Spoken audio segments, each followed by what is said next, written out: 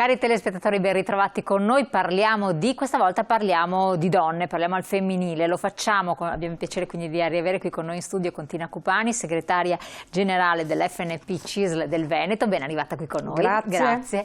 Ed è doveroso farlo, perché anche al di là delle ricorrenze, di solito lo si fa in occasione dell'8 marzo oppure della giornata internazionale contro la violenza alle donne, eccetera, ma non in altre giornate. Invece un po' per varie circostanze, perché sempre, nonostante il tempo, gli anni passano, i diritti delle donne in molte realtà, in molti paesi, ma anche qui, tra le nostre pareti domestiche, i diritti delle donne vengono calpestati.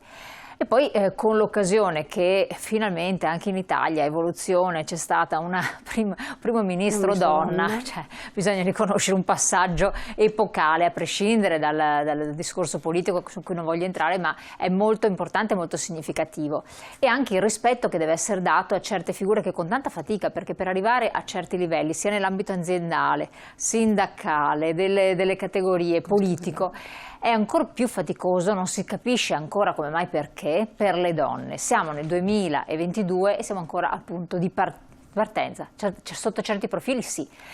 La cosa ancora più difficile da spiegare è che le nuove generazioni non hanno fatto tesoro o non riescono ad aver capito di aver fatto tesoro di tante lotte che sono state fatte dalle generazioni baby boomers sostanzialmente, e quindi a volte hanno perso posizioni, stanno perdendo posizioni, vanno in retrocessione, sì. Perché tutto è scontato, perché è un dato di fatto, ma purtroppo non è così, e lo vediamo tra le violenze domestiche, che è un altro esempio eclatante. Allora, situazione donna, segretaria, anche per voi poi come categoria di pensionati ce l'avete particolarmente a cuore, giustamente, siete coloro che avete lottato per i diritti, no? Certo.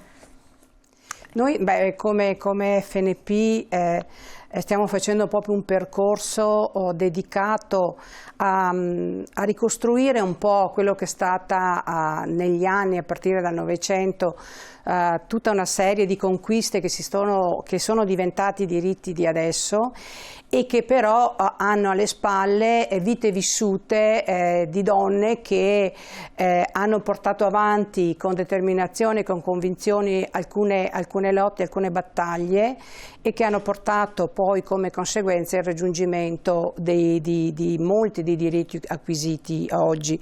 Per cui noi stiamo parlando, ed è un po' il titolo che volevamo dare a questa giornata anche oggi qua con voi: rappresentazione, cioè rappresentare comunque tutte quelle che sono le questioni ancora aperte del mondo delle donne, e partecipazione, capire come la partecipazione sia stata fondamentale in passato delle donne nella vita politica, sociale, economica, sindacale del nostro paese, ma come lo debba essere a tutt'oggi. Come diceva lei, alcuni diritti che noi abbiamo sempre considerato acquisiti, sembra che ogni volta li dobbiamo andare a rincorrere. L'aborto, per esempio. A rincorrere. Guarda, non voglio entrare in quel tema lì, io sono contenta che ci sia. Mi è venuto in mente adesso, perché sono rimasta, cioè, è una cosa mi auguro che non si tocchino queste conquiste. Abbiamo un primo ministro donna, e siamo contenti che in Italia siamo arrivati ad avere una figura femminile a capo del nostro governo, e naturalmente questo ci dà soddisfazione da un punto di vista di come le donne facciano fatica, però possono arrivare ad alcune posizioni.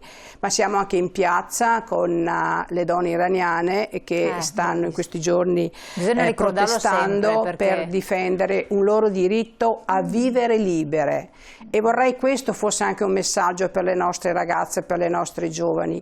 Loro si stanno battendo per vivere da donne libere. E questo noi invece in Italia godiamo già di questo, perché ci sono state grandi donne del nostro passato che con le loro lotte e con l'attività quotidiana ma anche silenziosa sono riuscite a far sì che questi diritti, guarda, io quando parlo di donne, di politica e di diritti, io penso sempre a Tina Anselmi. Abbiamo dedicato anche una puntata proprio a parlare di Tina Anselmi. Ecco. Ricordiamo due parole, perché non diamo per scontato che tutti siano a conoscenza di che cosa fa. Ricordiamocela Tina Anselmi, innanzitutto è stato il primo ministro donna della storia politica italiana, quindi dall'Unità d'Italia in poi. È una donna che ha lavorato nell'ambito politico, adesso io veramente le butto lì senza un'elencazione che abbia un senso, però quando pensiamo a Tina Anselmi, alla strada che è stata fatta, pensiamo al diritto di voto, pensiamo alla donna e lavoro, quindi alla parità salariale, divorzio, aborto, alla maternità, e nella maternità inserisco congedi parentali, il riconoscimento e i diritti della famiglia, al riconoscimento anche dei femminicidi, tutti i percorsi che una donna libera come Tina Anselmi politicamente ha fatto da sola, avendo spesso come avversari non solo uomini ma anche purtroppo donne, perché nella nostra storia ci sono anche queste narrazioni.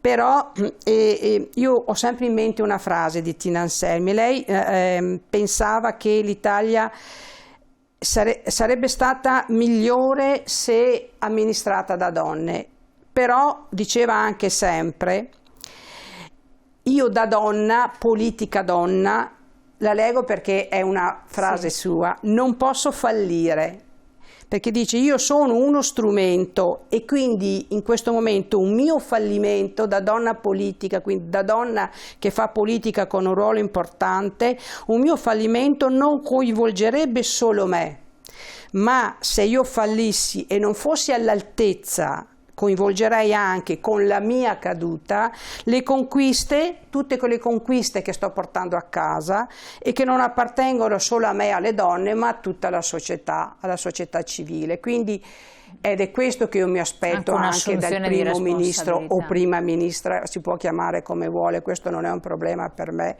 ognuno sceglie come desidera, che noi abbiamo, che io mi auguro abbiamo con un primo ministro donna. Leggere il potere, esercitare il potere come servizio.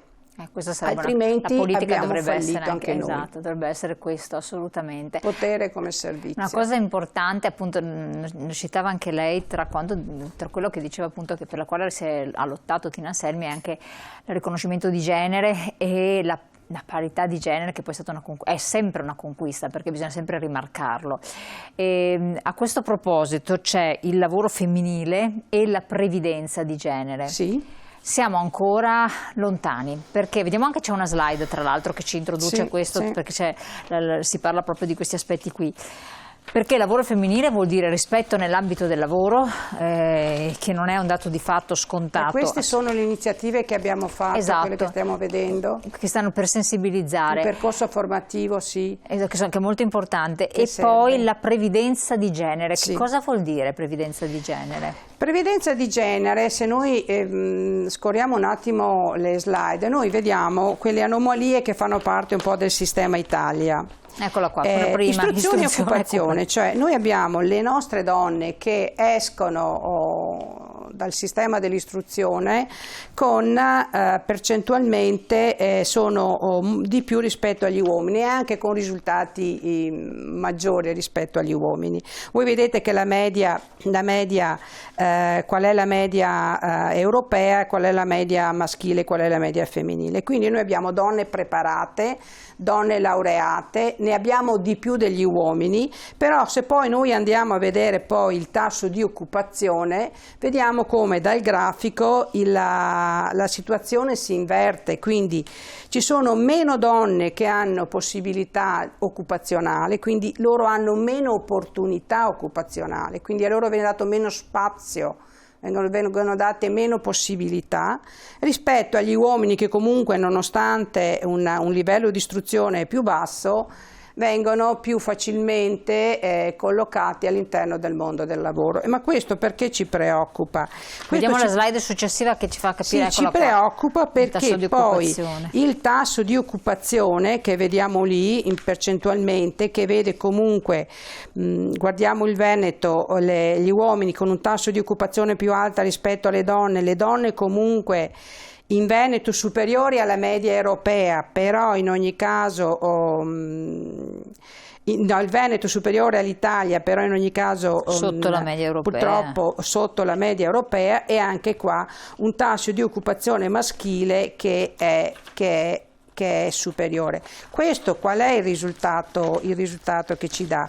Da un punto di vista di previdenza, noi abbiamo due effetti che sono negativi e che riguardano il fatto che le donne non lavorando non hanno la possibilità di costruirsi una pensione e quindi fare tutto il percorso pensionistico, quindi versare i contributi, costruirsi una posizione contributiva che permetta loro di avere, quando andranno in pensione, una pensione dignitosa. Io dico sempre per dignitosa che permetta a loro di vivere anche senza il supporto di altri redditi che provengono dall'ambito familiare.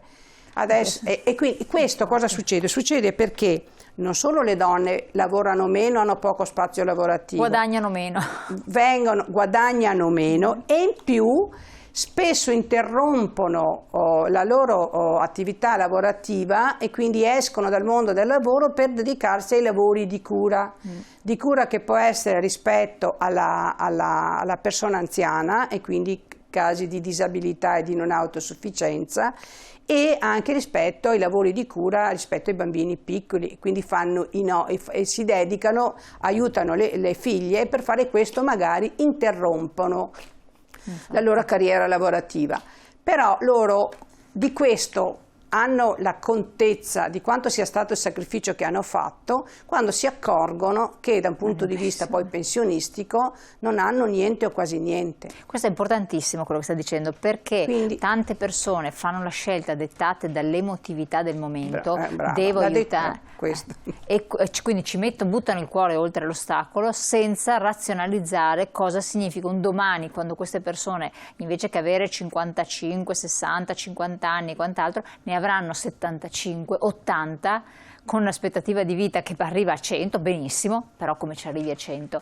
Ma la cosa che mi ha lasciato perplessa è questo: io sono in una famiglia che è fatta da un uomo, una donna e dei figli eventualmente, se ci sono, eccetera. Il fatto che la donna dedichi 8 ore al lavoro, e quindi quelle che comunque non sono le 8 ore in cui è via completamente, 8 o più ore, e anche l'uomo, se la donna porta meno soldi in famiglia è a svantaggio della famiglia stessa. Certo. Quindi dovrebbe essere anche l'uomo che in qualche modo si fa forte di una posizione, dire bisogna che anche la mia compagna, che comunque è la famiglia in cui viviamo, venga riconosciuto tanto quanto sono riconosciuto a me. Perché comunque il tempo dedicato al lavoro, a volte anche di più, perché poi le donne tante volte, pur di riuscire a mantenere la propria posizione, quando non sono oberate dal figli che devono correre da una parte all'altra, cercano di dare il massimo. Questa è la cosa che è allucinante, perché la famiglia è quella. Se invece che entrare 100 entra 80 perché all'altra metà danno di meno, è grave la situazione. Ma infatti questo era emerso anche in quel convegno che abbiamo fatto il 6 settembre sulla tenuta del sistema pensionistico, e anche lì era emerso che le donne devono avere più opportunità per lavorare, quindi gli spazi per un lavoro c'è, uno spazio occupazionale c'è. Devono essere aiutati ad inserirsi nel mondo del lavoro, però con una retribuzione che deve essere equa, deve essere di qualità, non deve essere una retribuzione inferiore a quella degli uomini. Noi non dobbiamo chiedere alle donne un sacrificio ulteriore, già diciamo che all'interno della famiglia è quella che di fatto mantiene anche quel sistema, io dico quel welfare familiare, quindi è lì. Però deve essere supportata da servizi sociali, deve avere un lavoro che la motivi anche professionalmente, che da un punto di vista economico le dia soddisfazione, e che quando c'è bisogno comunque di trovare delle soluzioni all'interno della famiglia per il lavoro di cura, sia esso un bambino o sia esso un adulto che ne ha bisogno, cercare soluzioni che non penalizzino esclusivamente la donna. Noi continuiamo a dirlo come FNP. Ragionate in prospettiva, pensate al dopo. Ci sono molte donne che vivono con la sola pensione di reversibilità, ma se il marito aveva pensioni basse, se sono in affitto, veramente non riescono, vivono in estrema povertà, però magari 20 anni prima si sono sacrificate, hanno deciso di dare qualcosa ai figli, hanno deciso di seguire magari i suoceri e i genitori, però adesso da un punto di vista pensionistico ne subiscono le conseguenze. Quindi io lo dico a chi adesso è nel mondo del lavoro e a chi è già nel mondo del lavoro e che entrerà, questa riflessione deve essere fatta perché il futuro previdenziale non è così roseo come magari lo stiamo vivendo noi, che abbiamo alcuni diritti acquisiti e che insomma noi siamo anche un po' fortunati, però la prospettiva in futuro non è di altrettanta solidità da un punto di vista pensionistico, quindi si costruisce adesso passo dopo passo. Costruiamo adesso un percorso contributivo che garantisca una pensione dignitosa. Infatti queste sono tra le rivendicazioni che voi come sindacato continuate a fare. Allora, da una parte, a lei l'ha accennato, richiedere il riconoscimento dei cosiddetti contributi silenti. Sì. Che cosa sono questi contributi silenti? E ascoltate bene perché sono importantissimi, cioè allora, sono proprio molto silenti. Sì, sono silenti perché sono tutta quella contribuzione versata da tutti i lavoratori, però in modo particolare dalle donne, sono state più coinvolte per il ragionamento che facevamo prima del 1996. Quindi poi, non avendo più avuto una continuità lavorativa, una carriera lavorativa, oppure avendo avuta non costante o frammentata, questi contributi sono là silenti e non sono più recuperabili. Quello che noi abbiamo cercato di portare avanti... Sono soldi dati che spariscono praticamente. Sì, sono praticamente contributi versati e di cui chi li ha versati non può godere nulla, e questo da un punto di vista anche, diciamo, di diritto crediamo che ci sia un po' un qualcosa che viene negato. È un diritto negato perché io comunque ti ho versato dei contributi e tu di ritorno non mi dai niente.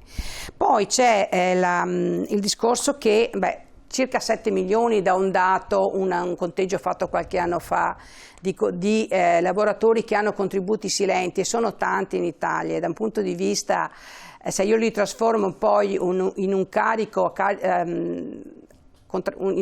economico al carico del bilancio dell'INPS, sono voci importanti. Sì. Allora noi abbiamo chiesto che ci fosse data la possibilità di riconoscerli, però dobbiamo anche dire che finora non ci sono state, dobbiamo anche essere onesti.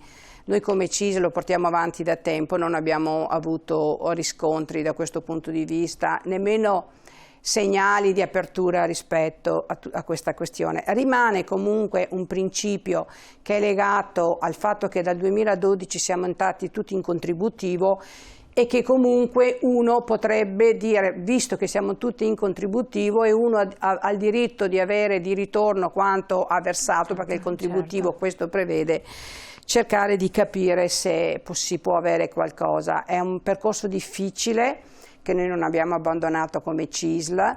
Direi una cosa non corretta se affermassi che abbiamo avuto delle risposte, ma non abbandoniamo questa proposta. Questo è importante ricordarlo.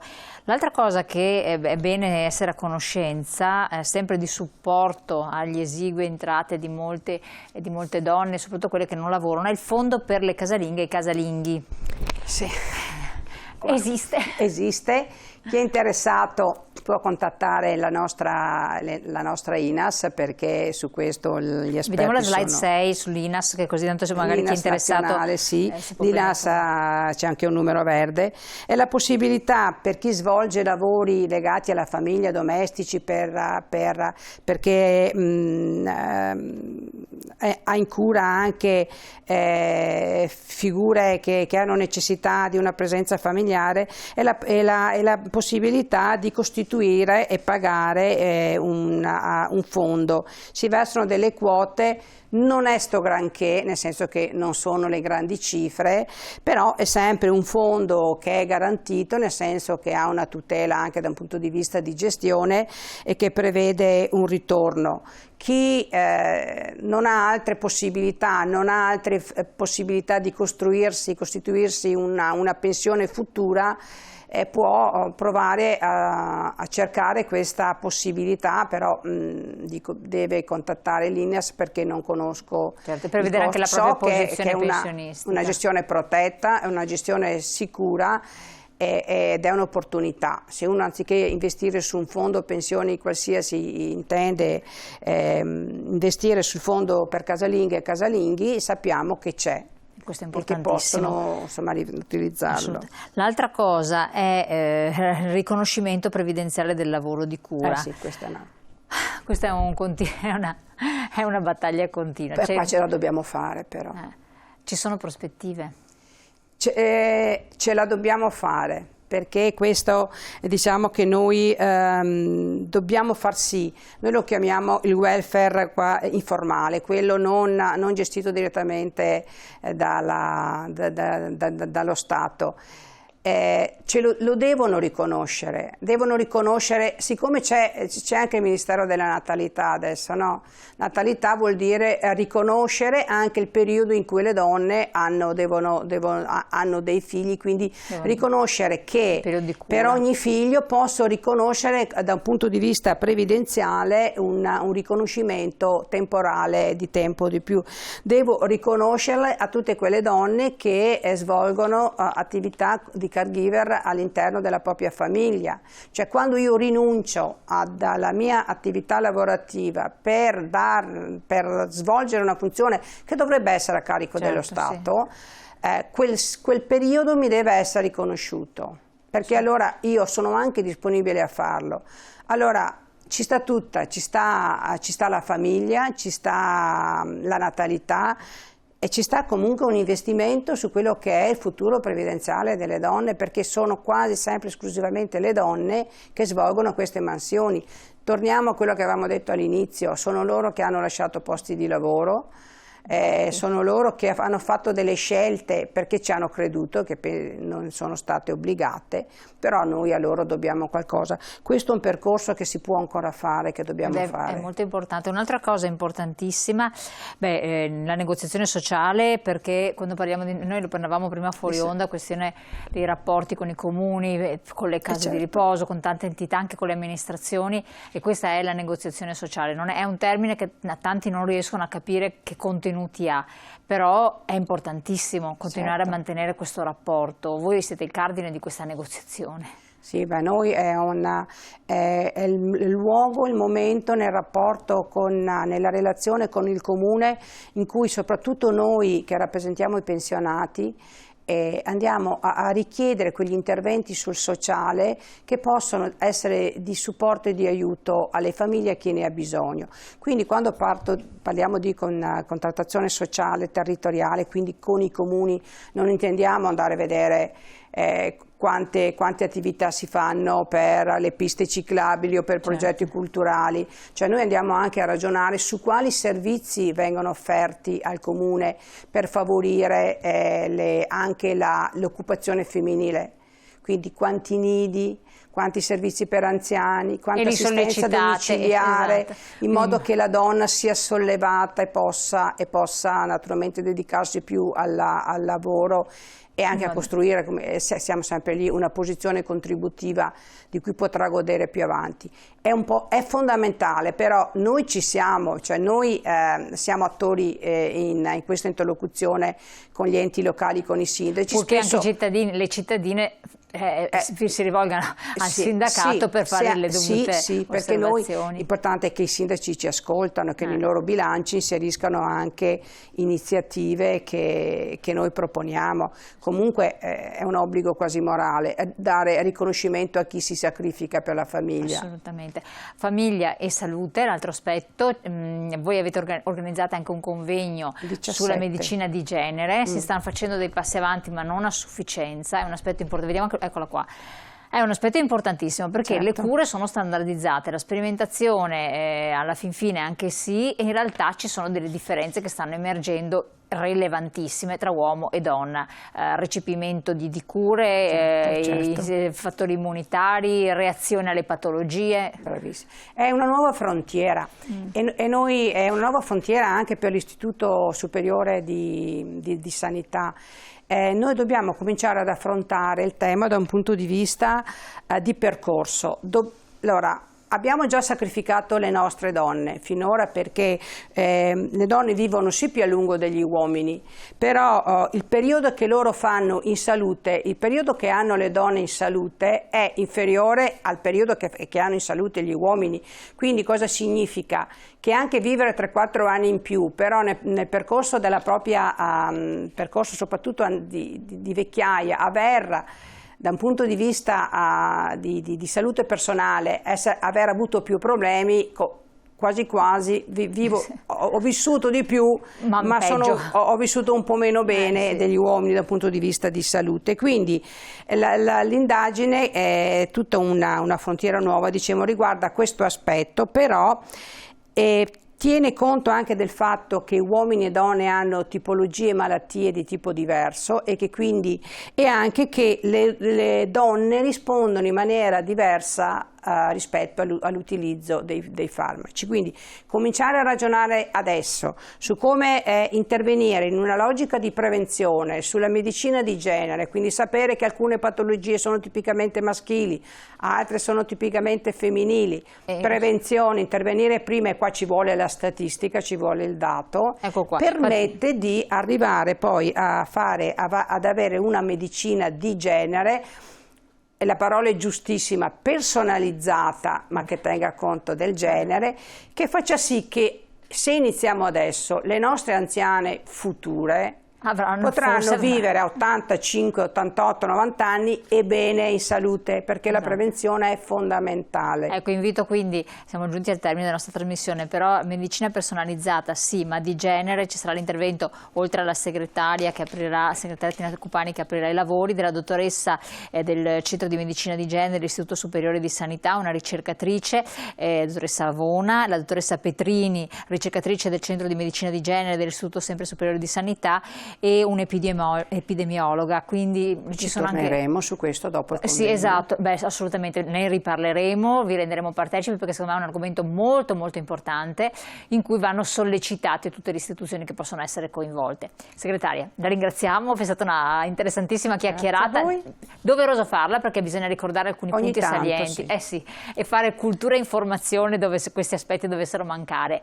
Allora, io vi ringrazio, cari telespettatori, ringraziamo della collaborazione FNP-CISL del Veneto, ma vi ricordiamo sempre di recarvi nelle sedi FNP per controllare la vostra situazione, per rendere partecipi il sindacato che si fa portavoce delle vostre istanze, di tutte quelle situazioni che dal punto di vista pensionistico e non solo, sociale, sanitario, hanno bisogno di un intervento in qualche modo anche istituzionale, perché questo è un ruolo importantissimo che continua a svolgere il sindacato. Grazie ancora, grazie a voi telespettatori. La puntata in replica come sempre sul sito internet.